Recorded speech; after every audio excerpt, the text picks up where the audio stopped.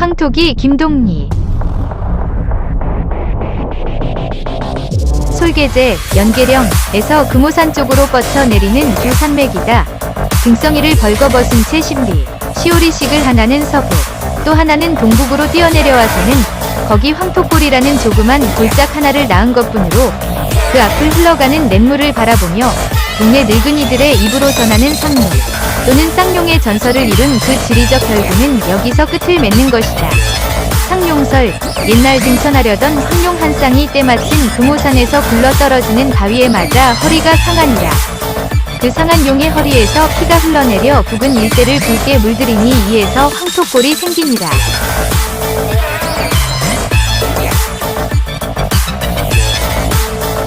쌍용설, 역시 등천하려던 황룡 한 쌍이 바로 그 전야에 있어 잠자리를 삼가지 않은지라.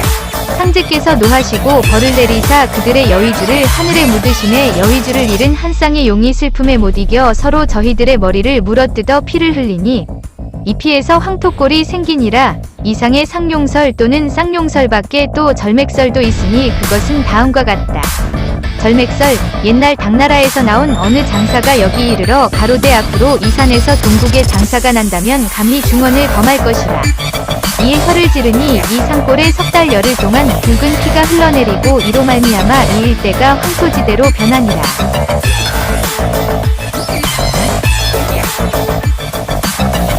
일용내를 건너 황토골 앞들에는 구레논을 매는 한 20여 명 되는 사람이 한 일자로 하얗게 구부려 있고 논두개는 동기를 든 사람과 풍물 치는 사람들이 너더댓 나서 있다. 해는 바야흐로 하늘 한가운데서 이글거리고 온 들과 산은 눈 가는 끝까지 푸르기만 하다. 깨갱깨갱 떵땅떵땅 괴에 풍물이라야 꽹과리 하나, 장고 하나, 그리고 징 한 채다. 그런대로 그들은 논매는 일꾼들과 더불어 끈기 있게 논둑에서 논둑으로 타고 다니며 들판의 정적을 깨뜨려 가고 있다.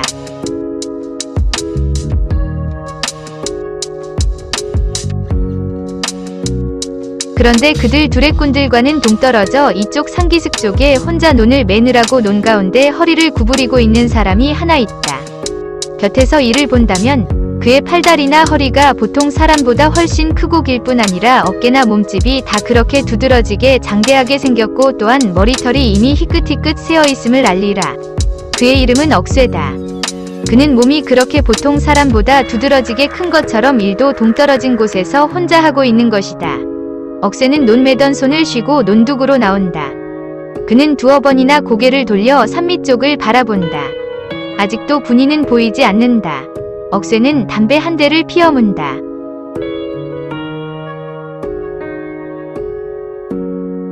논둑에 서 있는 소독나무에서는 매미 소리가 시끄럽게 들려온다. 억새가 담배를 두 대나 태우고 나서 화가 치밀어 숫제 주막으로나 찾아갈 양으로 막 허리를 일으키려는데 그때야 저쪽 소나무 사이로 조그만 술동이를 머리에 이고 오는 분이가 보이었다. 뭘하고 인제사와. 가까이 온 분이를 보자 억새는 약간 녹이 띈 목소리로 이떻게 물었다. 뭘하긴 뭘해. 분이는 머리에서 술동이를 내리며 이렇게 베앗는다. 입에서는 술 냄새가 획기치고 양쪽 눈 언저리와 귀바퀴가 물을 들인 듯이 발긋발긋하다.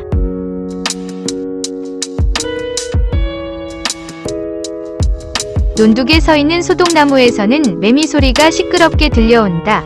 억새가 담배를 두 대나 태우고 나서 화가 치밀어 숫제 주막으로나 찾아갈 양으로 막 허리를 일으키려는데 그때야 저쪽 소나무 사이로 조그만 술동이를 머리에 이고 오는 분이가 보이었다. 뭘하고 인제사와. 가까이 온 분이를 보자 억새는 약간 녹이 띈 목소리로 이렇게 물었다.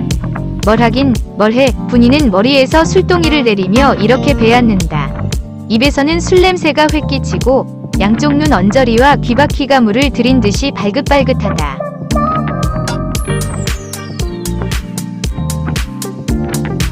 또 술을 처먹은 게로군. 억새는 혼자 속으로 중얼거리는 것이다. 자하, 예수. 억새에게 술 사발을 건네는 분이의 입 가장에는 어느덧 그 야릇한 웃음이 떠돌기 시작한다. 억새는 분이의 손에서 사발과 술동이를 낚우듯이 뺏어든다. 동이 속에서는 술이 출렁하며 밖으로 튀어나온다. 사발과 동이를 빼앗기듯이 된 분이는 화통이 치미는지 인연을 어디 두고 보자 하며 이를 오도독 갈아붙인다. 서리를 두고 하는 욕질이지만 당치 않은 수작이다.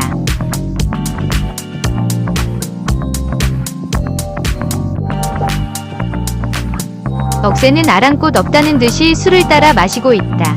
그동안 잔뜩 독이 오른 눈으로 억새를 노려보고 있던 분이는 연놈을 한 칼에 푹 하고는 또 한 번 이를 오도독 간다.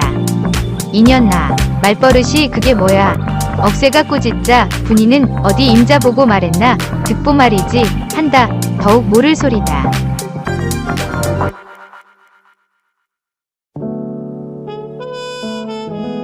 득보면 너의 아저씨인가 무엇이 된다면서 그건 또 무슨 소리여? 이에 대하여 분이는 아저씨 어쨌단 말요? 하고 코방귀를 끼더니 풀 위에 발랑 드러 누워 버린다. 걷어 올려진 배 치맛자락 밑으로 새하얀 다리를 드러내 보이며 그녀는 어느덧 코를 골기 시작하였다. 소독나무에서는 또 한바탕 매미가 운다. 억새는 세 번째 술을 따라 든 채 멍하게 소독나무를 바라보고 있다. 아까 분이가 연놈을 한 칼에 푹 하던 것이 아무래도 머릿속에서 사라지지 않는다. 누구를 두고 하는 강짜란 말이냐? 억새는 어이가 없었다.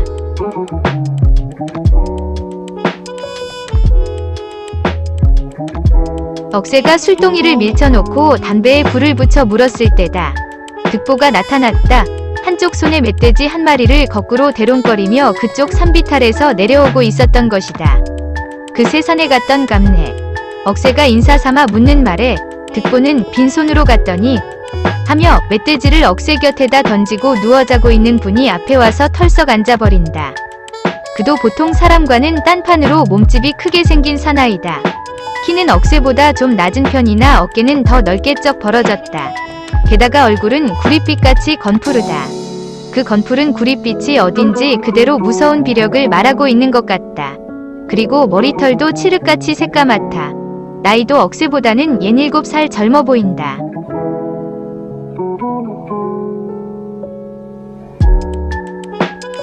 한 사발 하겠나? 억새가 턱으로 술동이를 가리키며 묻는다. 득보는 잠자코 술동이를 잡아당긴다. 그리하여 손수 한 사발 따라 마시고 나더니 좋구나 한다.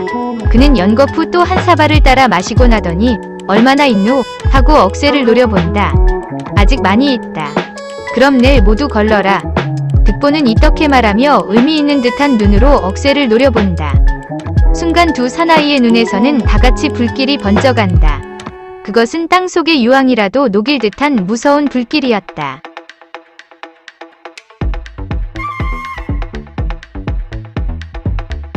이 이튿날은 여름하고도 유달리 더운 날씨였다. 하늘에는 가지각색 붉은 구름들이 연기를 머금은 불꽃으로 피어나고 있었다.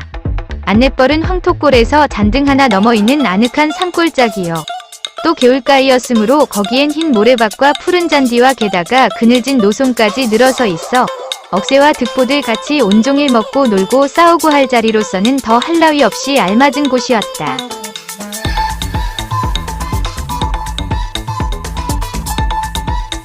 두 사람은 짤막한 잔방이 하나씩만 걸치고는 몸을 벌거벗은 채 소나무 그늘 밑에서 술을 마시고 있다. 처음엔 돼지족도 한 가리씩 위논성스럽게 찌어들었고 술잔도 서로 권해가며 주거니 받거니 의좋게 건너다녔다. 한철에 한두 번씩 이 안내벌에서 대개 이렇게 술을 마시게 되었지만 이 두 사람에게 있어서는 이때같이 가슴이 환히 트이도록 즐겁고 만족할 때가 없다.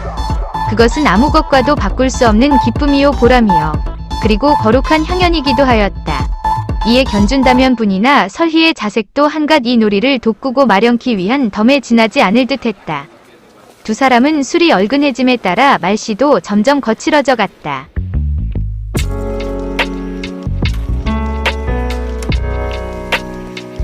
얼른들이 마셔라. 이 백정놈아, 도둑놈같이 어느 새 고기만 다 처먹노. 이렇게 그들은 서로 욕지를 시작하였다. 그러면서도 연방술자는 서로 따라주고 고기 뭉치도 던져주곤 하였다. 옛다, 이거 마저 뜯고 제발 인제 돼지거라.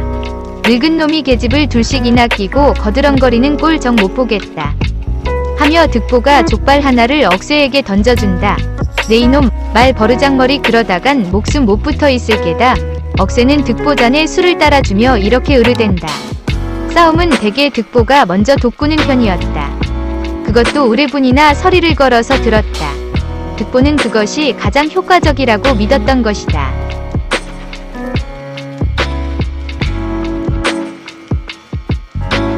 계집할 듯이 어지간히 칙칙하게도 핥고 있다.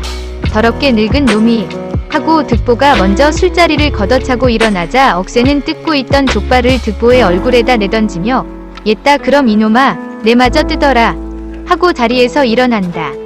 이때부터 싸움은 시작되는 것이다. 그와 동시 두 사람의 얼굴에는 무어라고 형언할 수 없는 어떤 긴장이 서린다.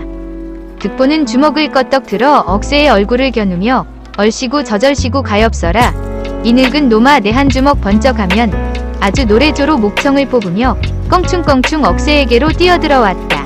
물러갔다 하는 것이다. 내 이놈 새뼈 같은 주먹으로 멋대로 한번 때려봐라. 억새는 그를 아주 멸시하듯이 태연자약하게 버티고 서 있다.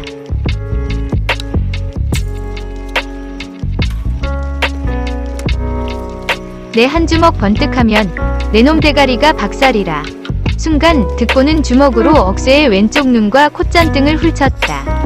그 자리에 금시 퍼렁덩이가 들며 눈 안에는 핏물이 돌기 시작하였다.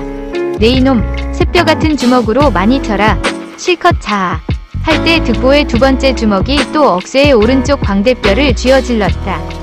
세 번째 주먹이 또 먼저 때린 윤을 훑쳤다. 억새는 저만큼 물러가 있는 득보를 바라보고 갑자기 미친 사람처럼 허연이를 드러내며 큰 소리로 껄껄껄 웃어대었다. 득보는 저만큼 물러선 채 아까와 마찬가지 노래조로 목청을 뽑으며 덩실덩실 춤을 추고 있다. 네 번째 주먹이 오른쪽 눈 위를 그리고 다섯 번째 주먹이 또다시 콧잔등을 때렸을 때 그러나 억새는 역시 먼저와 같이 큰 소리로 껄껄껄 웃어만 주었다.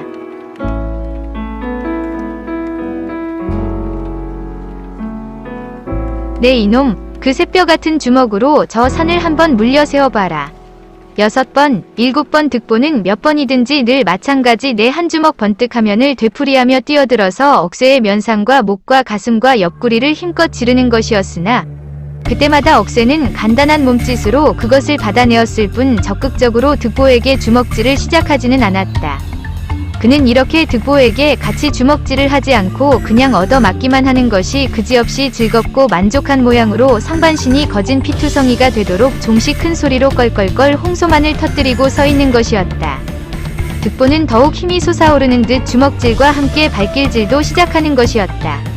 득보의 발길이 번번이 억새의 아랫배와 넓적다리 즈음에 와닿는 것으로 보아 그 겨냥이 무엇이라는 것은 억새도 곧 짐작하였고 그래서 그의 발길만은 늘 조심하지 않을 수 없었다.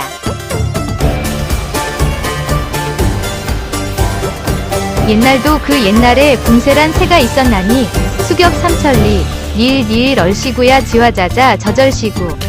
득보는 입에 하나 가득 찬 픽어품을 문 채 이렇게 목청을 뽑으며 덩실거리고 춤을 추는 것이었다. 억새는 피로 물든 장승처럼 뻣뻣이 서서 뛰어들어오는 득보의 주먹질과 발길질을 받아낼 뿐이었다. 득보의 네 번째 발길이 억새의 국부를 건드렸을 때 그는 한순간 그 자리에 척 끊어질 뻔하다가 겨우 한쪽 팔로 득보의 목을 후려 안으며 어깨를 솟굴 수 있었다. 이놈아! 산골이 찌르렁 울리는 억새의 목소리였다.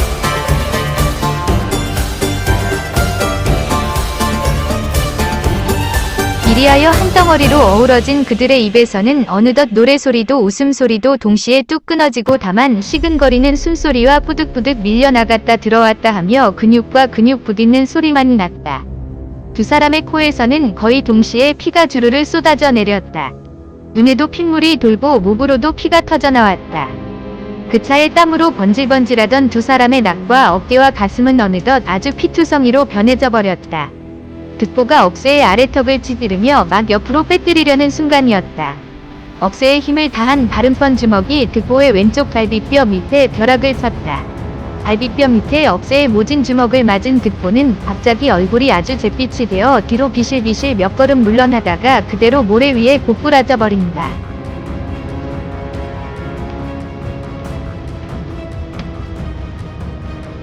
억새의 목과 입과 코에서도 다시 피가 쏟아졌다.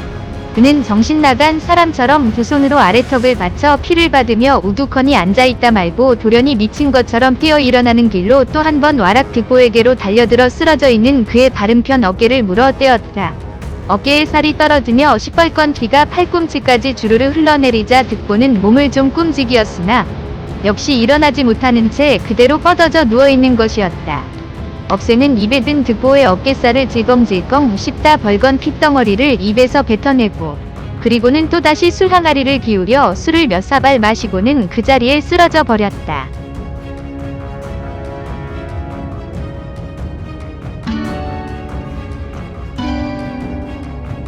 누구의 입에서 항복이 나온 것도 아니요. 어느 쪽에서 쉬기를 청한 것도 아니었다. 두 사람이 다같이 죽은 듯이 늘어지고 잠든 듯이 자빠졌으나 아주 숨통이 멎은 것도 아니요. 정말 평온한 잠이 든 것도 아니다. 흐르는 냇물에서 저녁 바람이 일고 높은 소나무 가지에서 매미 소리가 서슬질 무렵이 되면 그들은 마치 오랜 마주에서나 깨어나는 것처럼 떨고 일어나 아침에 먹다 남겨둔 술 항아리를 기울이기 시작하는 것이다. 저녁 때의 싸움은 대개 억새가 먼저 거는 편이었다. 이번에는 처음부터 억새가 먼저 주먹질로 시작하였다. 두 사람의 몸뚱이는 그러나 몇 번 모질게 부딪고 할 새도 없이 이내 피투성이가 되어버리는 것이었고 득보는 되도록이면 억새의 주먹을 피하려는 듯이 저만큼 물러선 채 춤만 덩실덩실 추고 있는 것이었다.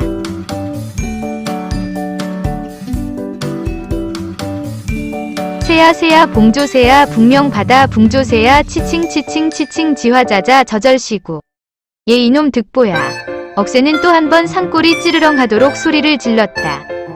간다 헐헐 날아간다 수격 삼천리. 내 한 주먹 번뜩하면 내 놈 대가리가 박살이라. 치칭치칭 치칭 지화자자 저절시구.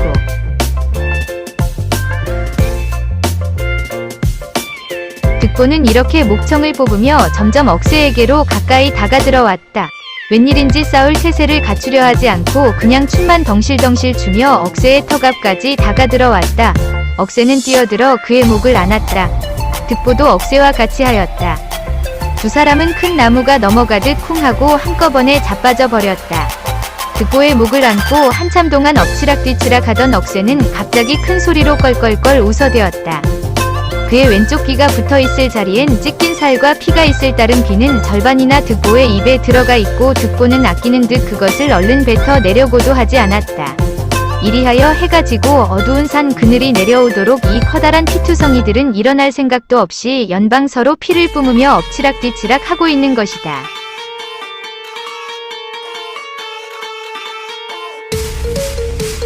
삼억새와 득보는 지난해 봄에 처음으로 만났다. 그리하여 그날로 함께 살게 된 것이다. 말하자면 그날부터 그들의 생활이 시작되었던 건지도 모른다. 지금 여기서 두 사람의 과거를 대충 살펴보면 다음과 같다. 먼저 주인격인 억새로 말하자면 그는 이 황토골 태생으로 나이는 52살, 수염과 머리털이 희끗희끗 반이나 넘어 새인 오늘날까지 항상 가슴속에 흘러타는 불길을 감춰온 사람이다. 그것은 언젠가 한번 저 무지개와도 같이 하늘 끝까지 시원스레 뿜어졌어야 했을 불길이었는지도 모른다. 그가 그 동네 장정들도 겨우 다룬다는 들도를 성큼 들어서 허리를 편 것으로 온 마을을 뒤집어 놓은 것은 그의 나이 13살 나던 해다. 장사났군. 황토골 장사났다. 사람들은 쑥덕거리기 시작하여 이튿날은 노인들이 위관을 하고 동회에 모여들었다.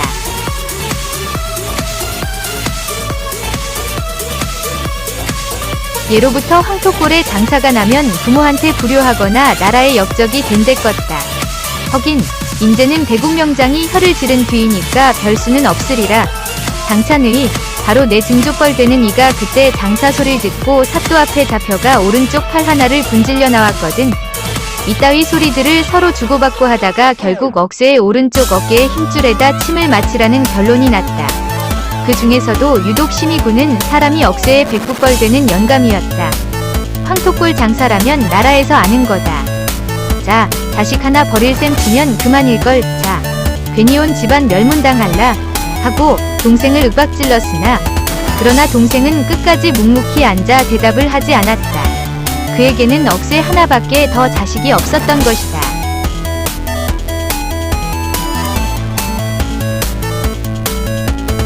그날 밤 그의 어머니는 억새의 소매를 잡고 이거사 어쩌다 그런 철없는 짓을 했노?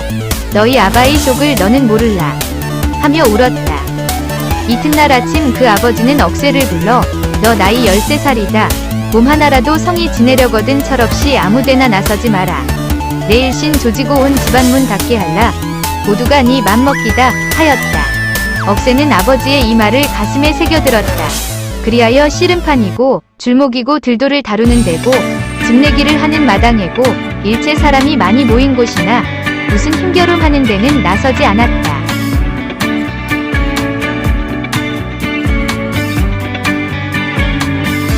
그의 나이 20살 남짓했을 때는 과연 솟는 힘을 제 스스로 감당할 수 없었다. 어떤 날 밤에는 혼자서 바위를 안고 산 꼭대기로 올라갔다 골짜기로 내려왔다 하는 동안 어느덧 밤이 새어버리는 수도 있었다. 상투가 풀려 머리칼이 헝클어지고 두 눈엔 벌겋게 핏대가 서고하여 흡사 미친 사람 같았다. 밤사이는 또 이렇게 바위와 씨름이라도 할 수 있지만 낮이 되면 무엇이든지 눈에 뵈는 대로 때려 부수고 싶고 메어치고 싶고 온갖 몸부림과 발광이 치밀어 올라 잠시도 견딜 수가 없었다. 힘자랑이 하고 싶어서가 아니라 힘을 써보고 싶다는 욕망이었다. 억새에 이런 소문이 또 한 번 황토골에 퍼지자 그의 백구는 그의 아버지를 보고 인제는 그놈이 무슨 일을 낼게다. 자하, 그때 내 말대로 단속을 했다면 이런 후환은 없었을걸. 자하, 인제 그놈을 누가 감당할꼬. 자하, 그러면 네 자식 네가 혼자 맡아라. 나는 이 황토골에 못 살겠다. 이러고는 제를 넘어 이사를 가버렸다.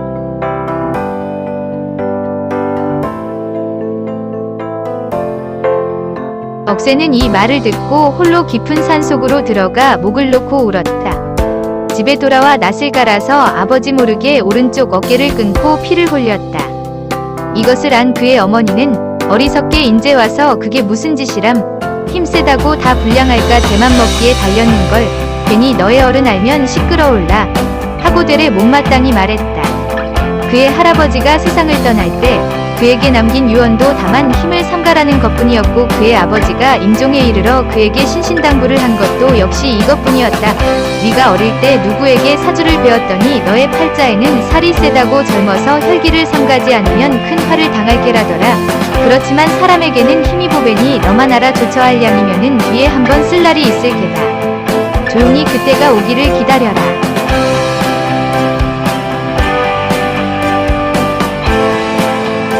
아버지가 숨을 거둘 때 남긴 이 말이 억새에게 있어서는 그 무슨 하늘의 계시와도 같이 들렸던 것이었다. 한번 쓸 날이 있을 게다. 때가 오기만 기다려라. 그는 잠시도 이 말이 그의 머릿속에서 사라질 때가 없었다. 그 미칠 듯이 솟아오르는 힘의 충동을 누르며 그 한번 크게 쓰일 날을 기다려 오늘인가 내일인가 하는 사이, 그러나 그 기다리는 날이 오기도 전에 어느덧 그의 머리털과 수염만이 희끗희끗 반 넘어 세워지고 말았던 것이다. 그가 주막으로 나가 색시와 더불어 술잔을 기울이고 하기 시작한 것도 이 무렵부터의 일이었다.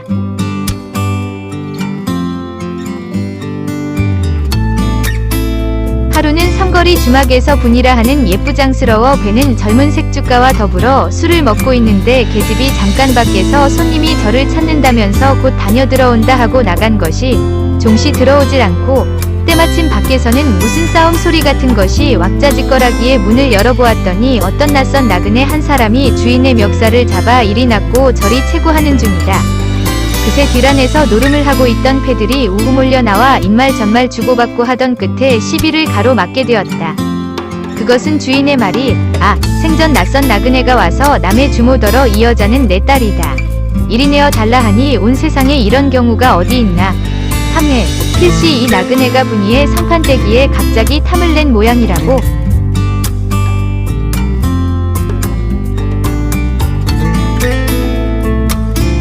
허나 분이는 자기들도 누구나 다 끔찍이 좋아하는 터이요. 더구나 생전 낯선 작자가 돈 한 푼 어떻다는 말없이 가로 집어채려 하니 이 불량하고 경우 없는 작자를 그냥 둘 수가 없다 하여 노름패 중에서 한 사람이 먼저 따귀 한 차를 올려 붙였더니 낯선 사내는 펄쩍 뛰듯이 일어나 그 노름꾼의 멱살을 덥석 잡아 땅에 메꽂아 놓았다. 이것을 본 한마당 사람들은 다 겁을 집어먹었으나 워낙이 이쪽엔 수요도 많고 또 노름꾼 중에는 힘센 놈도 있고 불량한 자도 있자니까 그렇다고 그대로 물러설 리도 없었다. 이 놈이 대들고 저 놈이 거들고 하나 낯선 사내는 좀처럼 끌려 들어갈 듯도 하지 않은데 하나 둘 다 빠져 눕는 것은 모두 이쪽 편이다. 머리가 터진 놈, 아랫배를 채인 놈, 옆구리를 쥐어박힌 놈, 따귀를 맞은 놈, 부상자들이 마당에 허옇게 나가 누웠다. 억새도 술이 얼근했던 터이라 이 꼴을 그냥 볼 수 없다 하여 방에서 일어나 밖으로 나오며 아니 웬 놈이 저렇게 불량한 놈이 있노? 한 번 집이 쩌르릉 울리도록 큰 소리로 호령을 쳤다.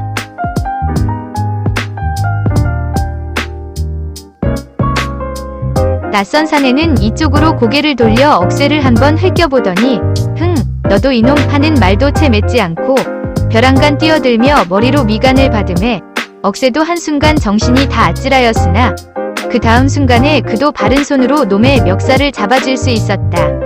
봄의 기골도 범상이도 생긴 놈이 아니로되 힘께나 쓰는 데다 싸움에 익은 놈이려니 찜으로밖에 더 생각하지 않았던 것인데 한번 힘을 겨뤄보자 그냥 이만저만 센 놈이나 불량한 놈만은 아니라는 것을 깨닫게 되었다. 순간 억새는 문득 자기 몸이 공중으로 스르르 떠오르는 듯한 즐거움이 가슴에 솟아오름을 깨달으며 저도 모르게 멱살 잡았던 손을 슬그머니 놓아버렸다.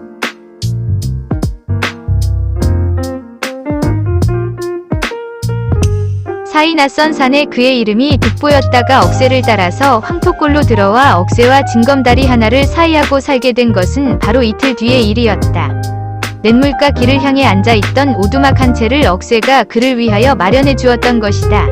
한삿날 뒤에 득보는 털이 그렇게 반이나 새인 놈이 여태 자식 새끼 하나도 없다니 가련하다. 헌데 나는 내 놈한테 아무것도 줄 게 없구나. 그래서 분이를 데리고 왔다. 내 새끼 삼아 네가 데리고 살아라 하였다. 억새가 거북하게 웃으며 너는 이놈아 하고 물으니까 득보는 늙은 놈이 남의 걱정까지 하게 됐느냐. 고맙다 하고 술이나 한턱 걸쩍하게 낼 일이지. 하기야 그렇지 않기로써니 아무렴 이 득보가 조카 딸년 데리고 살겠나마는 하며 입맛을 다시었다.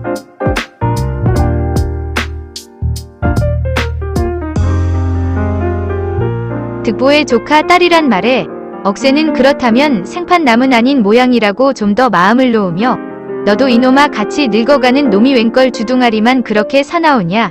더구나 내가 늙었음 내 놈 같은 거 하나쯤 처치하지 못할 성부르냐. 늙은 것이 잔소리 중얼중얼 잘 주어 섬긴다. 두 사내가 이런 말을 건네고 있는 동안 분이는 억새네 술 항아리에서 술을 퍼내다 거르고 있었다. 이것이 분이와 억새의 혼사여. 또 그녀에게 있어서는 시집살림의 시작이기도 하였다. 술이 얼근했을 때 억새가 또 득보를 보며 너는 이놈아 혼자 살래? 하고 물어보았더니 득보는 곧 세상에 계집이 없어 하고 자신있게 말했다.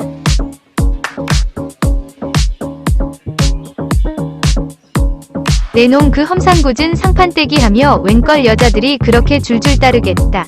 흥, 이놈아 너무 따라서 걱정이다. 그러기 때문에 분이도 내 놈의 차지가 되는 거다. 전혀는 강자를 너무 놓기 때문에 나한테 어울리지 않거든. 너 같은 농사꾼한테나 제격이지. 이러한 득보의 대답을 억새는 어떻게 들어야 할지 몰랐다. 아까는 자기가 그에게 집을 마련해준 사례로 그리고 또 이왕 제 조카딸을 데리고 살 수는 없으니까 데리고 왔노라고 해놓고 지금 와서는 강자가 심해서 어차피 저에게는 어울리지 않아 데리고 왔다는 것이다. 처음 주막에서 득보는 분이를 자기의 딸이라 했고 그 다음엔 조카딸이라 하더니 지금 와서는 제가 데리고 살자니까 너무 강자가 심해서 억새에게 양보를 한다는 것이다. 아무렇거나 억새는 어차피 후처를 얻어야 할 형편이요. 또 분이와는 본래 그녀가 주모로 있을 적부터 이미 생념이 든 터이라 구태여 마다할 까닭도 없었다.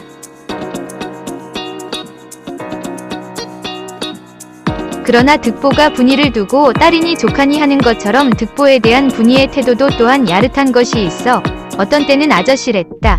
어떤 때는 그이랬다. 심하면 아주 득보라고도 불렀다.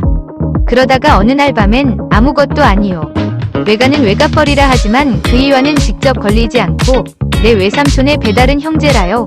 했다. 어느 날은 또 술이 취해서 왜 내가 아이를 못 낳아? 저 건너 득보한테 가 물어보지. 분이가 16에 낳은 옥동자를 어쨌는가고 산에 글러 못 낳지 내 배 탓인 줄 알아 라고도 하였다.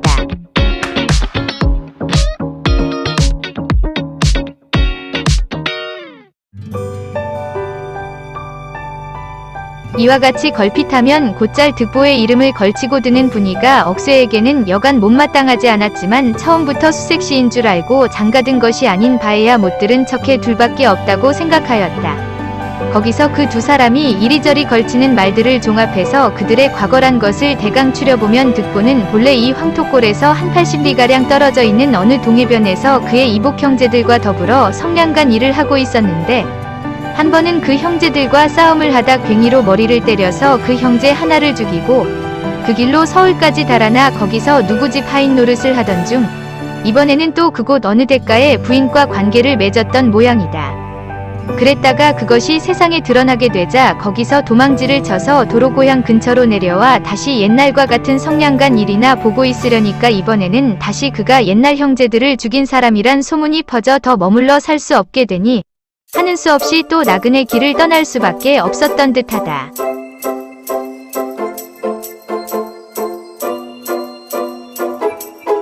분이는 득보가 두 번째 그의 고향 근처에 내려와 살려다 못하고 다시 나그네 길을 떠나게 된 데 대하여 그것은 그녀 자신이 그의 옥동자를 낳게 되었기 때문인 듯이 말하지만 그것이 어느 정도 확실한 이야기인지도 모를 일이다.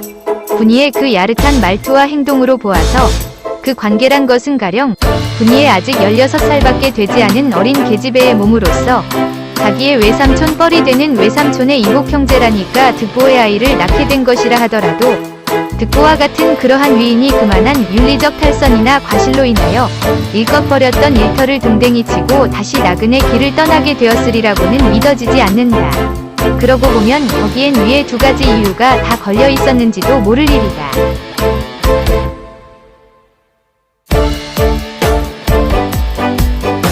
분이가 걸핏하면 득보의 이야기를 끌어내는 것은 그녀의 마음이 거기 있는 까닭이요.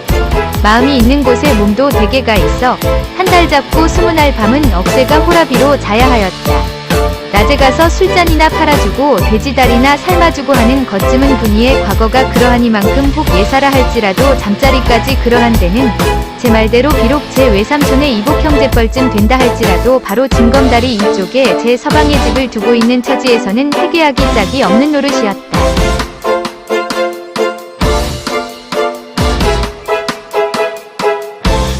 억새가 득보더러 네 이놈 분이는 왜 밤낮 내 집에 붙여두는 거여 하고 꾸짖으면 늙은 놈이 계집 투정은 어지간히 한다 하며 득보는 가래침을 탁 뱉는다. 어디 보자. 내 놈 주둥아리가 곧장 성한가. 벼르지만 말고 내리라도 당장 끝장을 내렴. 끝장을 못 내면 그 대신 계집은 나에게 넘기고 흥파고 억새는 코웃음을 쳤다. 내 놈 하나쯤은 가소롭다는 뜻이다. 이럴 때 만약 어느 쪽에서든지 술과 안주만 준비되어 있다면 이튿날로 곧 싸움이 벌어진다. 그들과 같이 가끔 싸움을 가져야 하는 사이에 있어 분이의 그러한 생활 태도는 그것을 돋구는 데 도움이 되었다. 하기는 득보가 처음부터 조카딸이라는 구실로 그녀를 억새에게 갖다 맡긴 것도 미리 다 이러한 효과를 노렸던 것인지 몰랐다.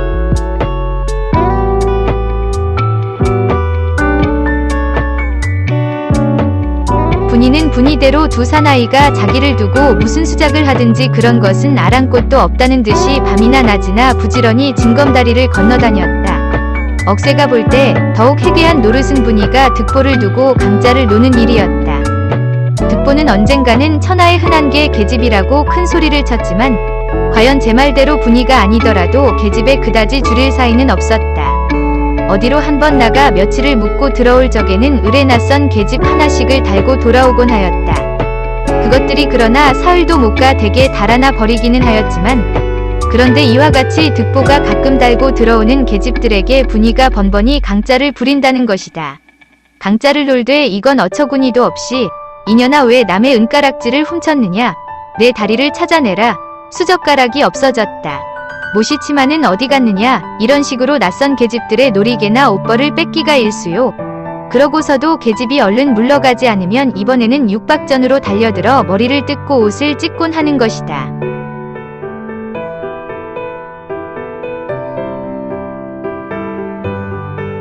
너 때문에 득보는 평생 어디 장가 들겠나 하고 억새가 나무라면 분이는 벨 소리를 다 듣겄네. 그럼 도둑년을 붙여둘까 하고 톡 쏘는 것이다.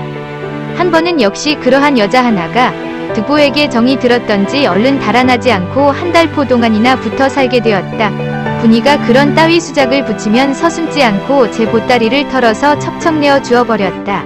몸집도 큼직하려니와 여자치고는 힘도 세어서 분이가 본래 남의 머리를 뜯고 옷벌이나 찢는 데는 여간한 솜씨가 아니라고 하지만 이 여자에게만은 그리 잘 되지 않는 모양이었다. 몇 번 머리를 뜯으려고 달려들었다가는 번번이 실패를 보고 말았다. 그러자 분이는 일도 하지 않고 잠도 자지 않는 채 며칠이든지 득본의 방구석에 그냥 박혀 있었다. 밤사이에는 셋이서 무엇을 하는지 밖에서 들으면 흡사 씨름을 하는 것처럼 툭탁거리고 쾅쾅거리는 소리만 들렸다. 어떤 때는 그것이 거의 밤새도록 계속되기도 하였다. 이러고 난 이튿날 아침에 보면 세 사람이 다 을의 머리를 풀어 흩뜨린 채 눈뜰이 벌개져 있었다.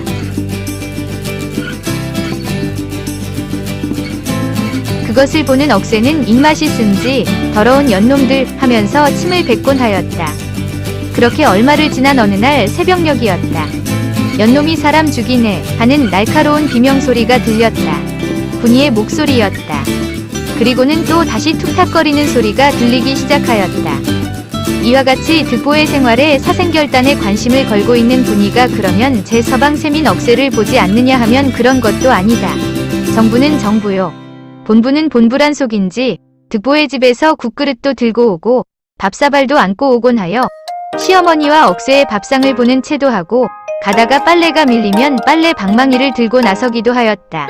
그 밖에 무슨 잠자리 같은 데서 몸을 사리거나 하느냐 하면 그런 일은 한 번도 없고 그보다도 분이의 말을 빌면 억새에 대한 그녀의 가장 중요한 불만이 잠자리에 있어 그가 너무 심심한 점이라 한다.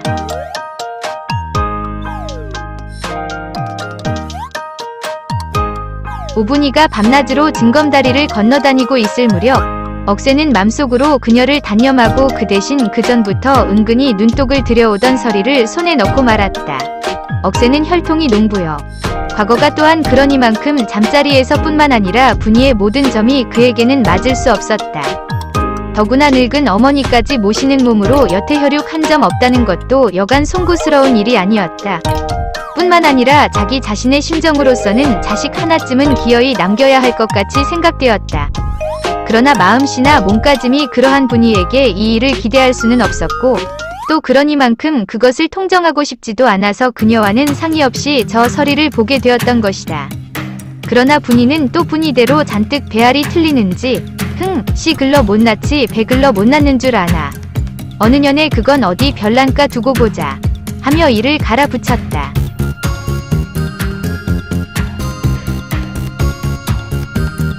서리는 용모가 미인이었고 게다가 행실까지 얌전하다 하여 부근 일대엔 모르는 사람이 없으리만큼 소문이 높이나 있던 여자였다. 23세 홀로 되어 그동안 여러 군데서 무수히 권하는 개가도 듣지 않고 식구래야 하나밖에 없는 늙은 시아버지를 정성껏 섬겨가며 궁색한 빛 남에게 보이지 않고 살아왔던 것이다. 얼마 전 그 시아버지마저 세상을 떠나버리고 의지가지 없게 되자 그동안 이미 오래전부터 마음을 두고 몇 차례 집적거려 보기까지 하여 오던 억새가 드디어 그녀를 손에 넣고 말았던 것이었다. 한편 서리에 대하여 침을 흘려온 자로 말하면 물론 억새 한 사람뿐만이 아니었다. 그 가운데도 득보는 잔뜩 제 것이 될 줄로만 믿어왔던 모양으로 서리가 억새와 함께 지내게 되었다는 소문을 듣자 으응하고 신음소리를 내었다. 늙은 놈이 계집을 둘씩이나 두고 거드렁거리다 쉬 자빠질라. 괜히 헛욕심 부리지 말고 진작 하날랑 냉큼 내놓는 게 어때? 안내벌에서 돌아오며 억새에게 하는 말이었다.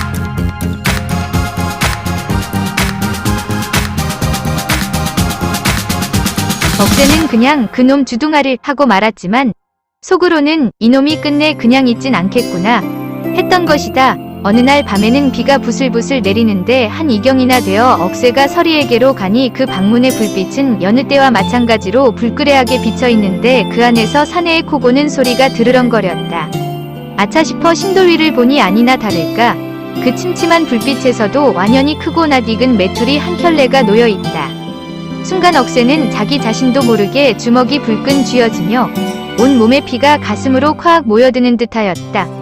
떨리는 손으로 막 문고리를 잡으려 할 때 저쪽들 구석에서 사람의 기척 소리가 나는 듯하여 얼른 머리를 돌려서 보니 그쪽 어두컴컴한 걸음 무더기 곁에 하얗게 서 있는 것이 분명히 사람의 모양이요. 한두 걸음 가까이 들어서는데 보니 바로 서리였다.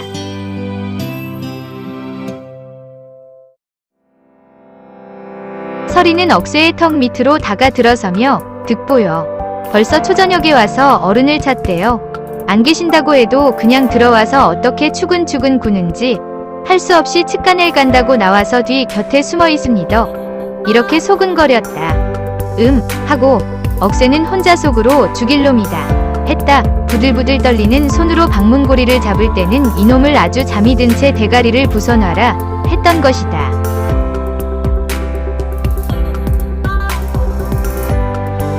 득보는 억새가 문을 열고 들어와도 모르고 방에 하나 가득 찰 듯한 큰 신장을 뻗들이고 자빠져 누워 드르렁거리며 코를 골고 있었다.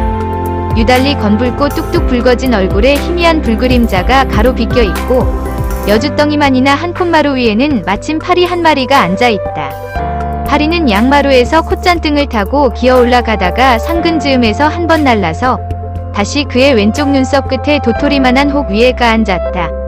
파리와 함께 그의 시선도 그 혹 위에 가 멎어서 더 움직이질 않았다. 그것은 금년 3월 삼진날 싸울 때 억새의 주먹에 맞아서 생긴 거라는 혹이었다. 그러자 억새는 문득 어떤 비장한 생각이 들었다. 그는 후들거리는 발길로 득보의 엉덩이를 걷어차며 이놈 득보야 하니 그제야 핏대가 벌겋게 선 눈을 떠 방안을 한번 살펴보고 나서 기지개를 켜며 부시시 일어나 앉았다.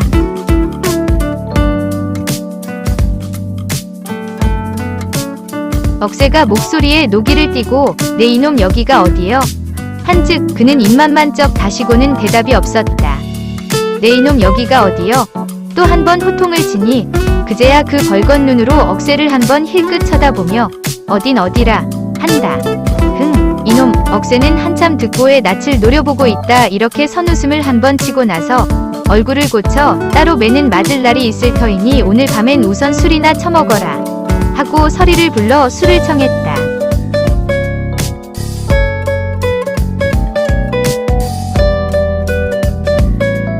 이날 밤 이래로 득보의 서리에 대한 태도가 조금 은근해진 듯하기는 했으나 그 대신 전날보다도 더 걸음이 쉽고 작게 되었다.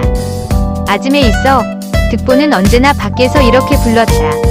서리는 서리대로 득보가 비록 자기를 찾더라도 안 계시는데요 하고 의뢰바깥 주인이 안 계시다는 뜻으로만 대답을 하곤 했으나 득보는 억새가 있는지 없는지 불구하고 그냥 방으로 들어오므로 나중에는 잠자코 방문만 열어보곤 하였다.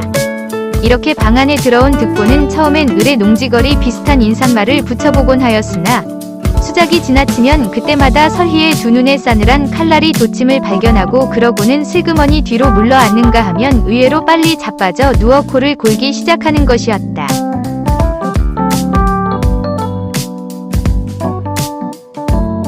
이놈아 맞아 죽을라.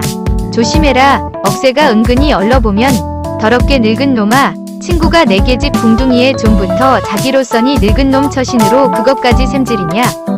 득보는 안이 꼽다는 듯이 가래를 돋구곤 하는 것이다. 그러나 억새는 득보가 언젠가 분이를 두고도 이렇게 가래만 뱉던 것을 기억하고 이놈 어디 두고 보자. 무서운 눈으로 노려보면 이놈아 그렇다면 내리라도 끝장을 내자. 어느 놈의 계집이 되는가 말이다. 하고 득보는 또 언젠가 분이를 두고 하던 것과 같은 말투였다. 어디 이놈 하고 이번에는 억새도 이전과 달랐다.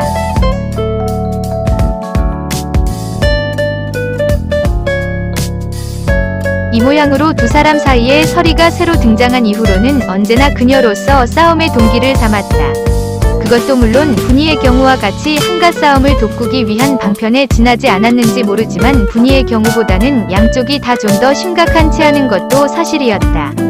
억새도 서리에 대해서만은 진지한 태도로 어쩌다 술이라도 얼근해지면 난 자네가 안만 해도 염려스러우이 하고 슬쩍 그녀의 마음을 떠보기도 하였다. 그럴라 치면 그때마다 서리는 속옷이 고개를 수그릴 뿐 대답이 없었다.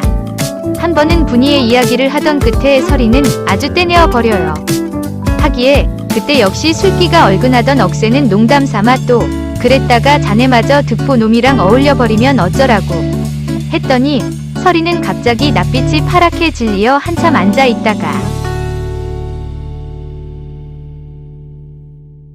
저같이 팔자 험한 년이 앞으론들 좋기로사 바라겠소. 그저 이 위에다 더 팔자는 고치지 않을 작정 하며 조용히 수건으로 눈물을 받으매 억새는 취한 중에서도 서희의 팔자란 말에 문득 자기의 반 넘어 새인 수염을 쓸어주며 미안하이 미안해 진정으로 언짢아 하였다. 득보가 밤낮 없이 서희의 방에 걸음이 잦을 무렵이었다. 밤마다 달이 있을 때에는 그 집 뒷곁에 회나무 그늘에 숨고 달이 없을 때에는 캄캄한 어둠에 쌓여서 그 불빛이 희미하게 비치어 있는 설희의 방문을 노리고 있는 여자 하나가 있었다. 그녀의 나체는 금음달 빛 같은 도끼가 서리고 그 두 눈에는 야릇한 광채가 돌고 그리고 그 품속에는 날이 새파란 비수 하나가 헝겊에 쌓여들여 있었다.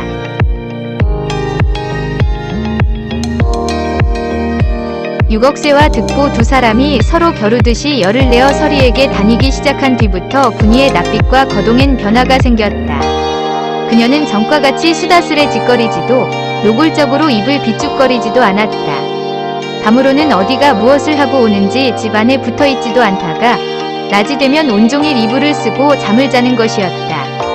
언제 어떻게 끼니를 치르는지 그녀는 거의 식사를 전폐하듯 하였다. 그녀의 낯빛은 이제 종이장같이 되고 입가에 언제나 생글거리던 웃음도 아주 흔적을 감추어 버렸다. 분이의 이러한 심상찮은 거동을 억새 역시 깨닫지 못한 바는 아니었으나 그는 그의 어머니의 병환으로 병황이 없을 즈음이라 설마 어떠랴 하고 내버려 두었던 것이다.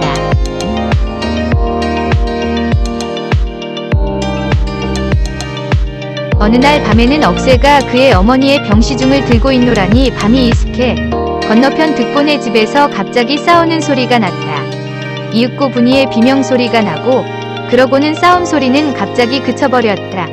분이의 비명소리가 났을 때 억새의 늙은 어머니는 갑자기 자리에서 몸을 일으키며 야야 저게 무슨 소리고 저게 하고 억새의 소매를 잡아당겼다. 이때부터 병세는 갑자기 위중해져서 그런지 사흘째 되던 날 그맘때엔 노인의 몸에 이미 숨이 없어진 뒤였다. 황토골 뒷산 붉은 등성이에 억센의 무덤 한 쌍이 더 늘던 그날 밤이었다.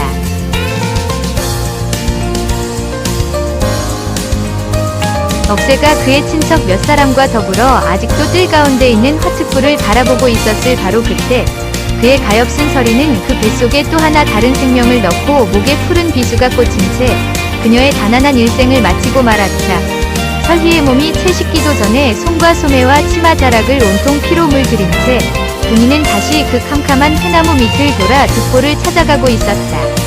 한기도 핏방울이 드는 그녀의 오른쪽 손에는 다시 설인의 집에서 들고 나온 식칼이 번뜩이고 있었다.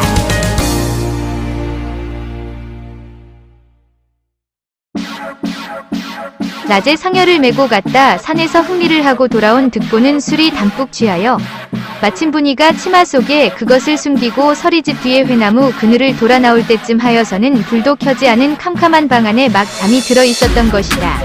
방문 앞까지 와서 방 안에 득보의 코 고는 소리를 들은 분이는 흡사 조금 전에 설희의 방문고리를 잡으려던 그 순간과 같이 벼랑간 가슴에서 걷잡을 수 없는 쌍방망이질이 일어나며 그와 동시에 코에서는 어릴 적 남몰래 주워 먹던 마른 흙 냄새가 훅 끼쳐오르며 정신이 몽롱하여졌다. 바로 그 다음 순간 분이는 반무의식 상태에서 바른 손에 든 식칼로 어둠 속에 코를 골고 자는 득보의 목을 내려 찔렀다. 그러나 칼날은 그의 목을 치지 못하고 목에서는 한편 가슴을 찔렀다. 가슴이 뜨끔하는 순간 득보는 어잇 하고 놀라 일어나려는데 무엇이 왈칵 가슴으로 뛰어들어와 안기려 하였다. 분이라는 생각이 성광처럼 머릿속에서 번쩍하던 다음 순간 득보는 무슨 악몽에서나 깨는 듯 가슴의 것을 힘껏 후려 던져버렸다. 분이는 문턱에 가 떨어졌다. 그제야 정말 정신이 핵 돌아 들어오며 거의 본능적으로 그 손이 그쪽 가슴께로 갔다. 가슴에서 뜨뜻한 액체 같은 것이 손에 묻어지자 그 순간 또 한 번 꿈속의 벼락을 맞듯 등골이 찌르르 하여짐을 깨달으며 그대로 자리에 쓰러져 버렸다.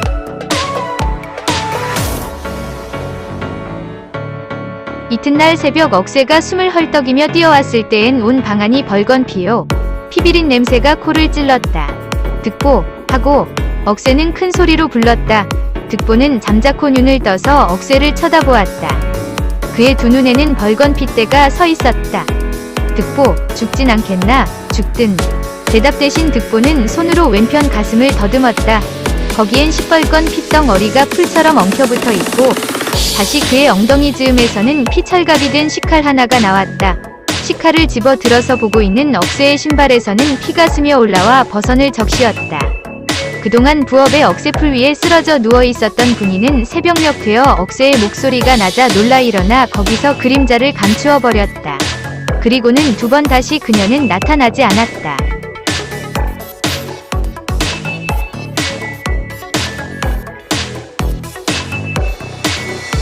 득보의 가슴의 상처는 달포만에 거중 많은 대강 아물어 붙였으나 그 속이 웬일인지 자꾸 더 상에만 들어가는 모양이었다. 양쪽 광대뼈가 붉어져 나오고 광대뼈 밑에는 우물이 푹 패이고 게다가 낯빛은 마른 호박같이 되어 옛날의 모습을 볼 길이 없는데 이마에는 칼로나 그어낸 것처럼 깊고 험상궂은 주름살만 늘게 되었다. 그는 달포 동안에 완전히 늙은 사람이 되었다. 그는 억새를 볼 때마다 늘 이렇게 물었다. 처음 억새는 득보가 분이를 찾는 것은 분이에 대한 원수를 갚으려는 줄 알았으나 2번, 3번 그의 표정을 보아오는 동안 그렇게만도 한 것이 아니고 어쩌면 분이를 도리어 아쉬워하고 있는 듯한 눈치이기도 하였다. 내가 찾아오지. 억새는 늘 이렇게 대답하였다.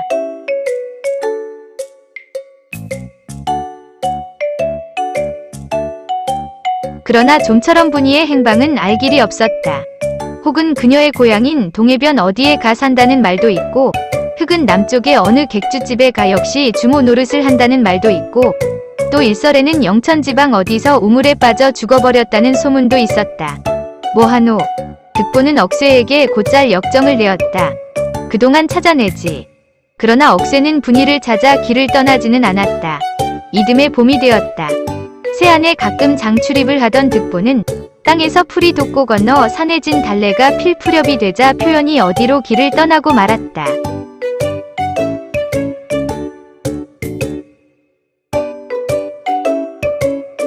억새는 억새대로 그날부터 득보를 기다리기 시작하였다. 그는 매일같이 주막에 나가 득보의 소문만 들으려 하였다. 이른 여름이 되었다. 나뭇가지마다 녹음이 우거져가는 단오 무렵 어느 날 득보는 의외로 어떤 어린 계집애 하나를 데리고 황토골로 돌아왔다. 유록 저고리에 분 흥치마를 입은 12살가량 되어 배는 이 어린 계집애는 분이가 15살 때 낳은 그녀의 딸이라는 것이었다. 그녀 자신은 일찍이 옥동자라고 했지만 분이는 어쩌고 억새가 물은즉 득보는 힘없이 다만 아마 돼진 모양이여 하였다.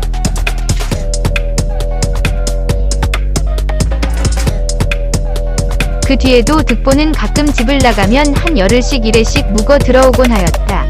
어디 갔더노? 억새가 물으면 득보는 힘없이 그저 저기 하고 마는 것이 분명히 분이를 찾아다니다 오는 눈치였다.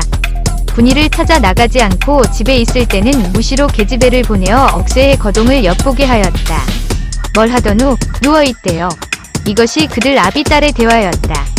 만약 억새가 집에 없더라고 하면 몇 번이든지 계집애를 되돌려 보내었다. 그리하여 결국 그가 집에 돌아와 있더라는 보고를 듣고 나서야 마음을 놓는 모양이었다.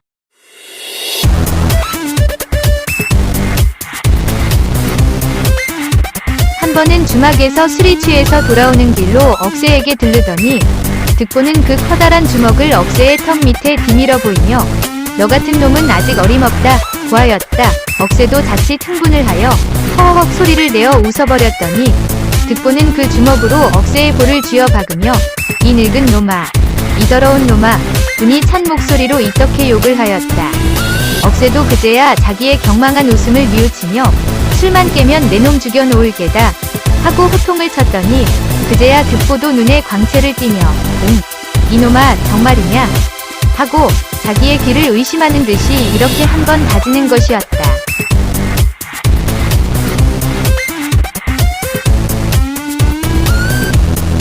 그러나 이튿날도 사흘째도 억새는 득보를 찾아주지 않았다. 그런지도 보름이 지난 뒤였다. 낮이 다 되어 득보는 억새를 찾아와 그동안 노름을 해서 돈이 생겼으니 술을 먹으러 가자고 하였다. 마침 목이 컬컬하던 차라 억새도 즐겁게 술잔을 나누게 되었는데 그러나 득보의 행동이 웬일인지 이날따라 몹시 굼뜨게 보였다. 억새는 마음속으로 득보가 분이를 못 잊어 그러려니 하고 너 이놈 죽은 분이는 왜 못 잊고 그 지랄이야 했더니 늙은 놈이 더럽게 계집 생각은 지독하게 헌다 하며 도로 억새를 나무래 주었다.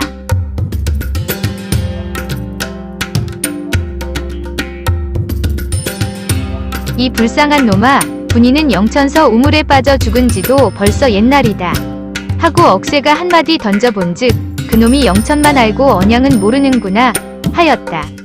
그러면 영천이 아니라 바로 언양서 죽은 개로구나. 억새는 속으로 짐작을 하며 그래서 저놈이 이 한 달 포 동안은 그렇게 아가리에 술만 들어 부은 개로구나 하는 생각도 들었다. 그럼 너는 이놈아 상제 노릇을 해야지 하는 억새의 말에 득보는 무엇을 생각하는지 한참 동안 잠자코 있더니 흥하고 그저 코웃음을 한 번 칠 뿐이었다. 술이 거진 다 맞춰갈 무렵이었다.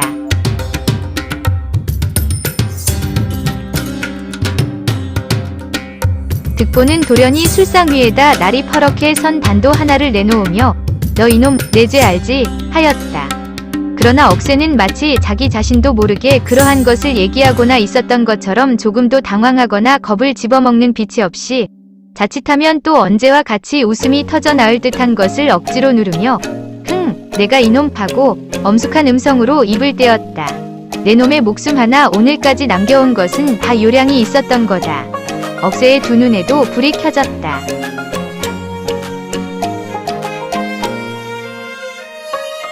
억새의 장엄한 목소리와 불을 켠 두 눈에서 형언할 수 없는 만족감을 깨달으며 그러나 득보는 비웃는 듯이 너도 사내 새끼로 생겨나 방 안에서 자빠지기가 어글커든 나서거라 하며 단도를 도로 고이춤에 넣어버렸다.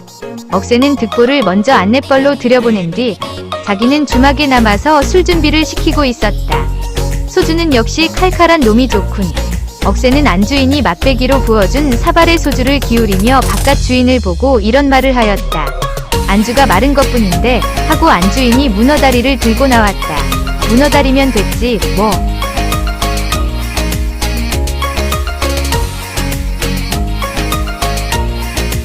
억새는 문어가리를 뿌려서 조끼 주머니에 넣은 뒤 소주 두루미 큰 병을 메고 득보의 뒤를 쫓았다.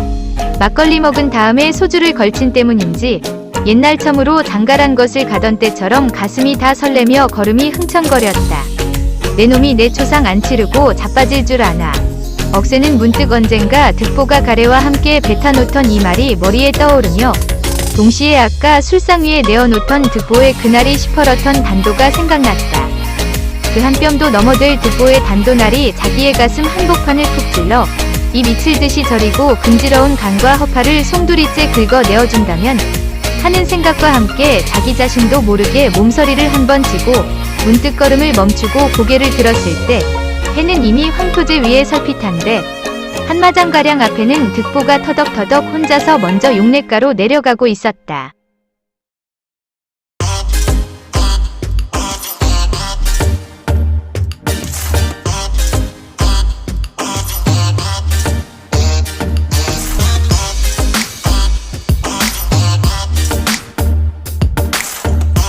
황토기, 김동리 작가의 초기 문학관을 보여주는 소설로 한 여인을 사랑하는 두 장사가 끝없이 다투는 줄거리를 통하여 인생은 아무런 의미도 없다는 허무적인 세계관을 보여주고 있다.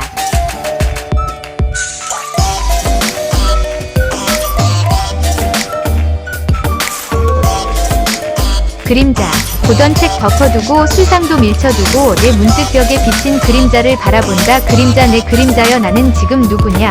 김동리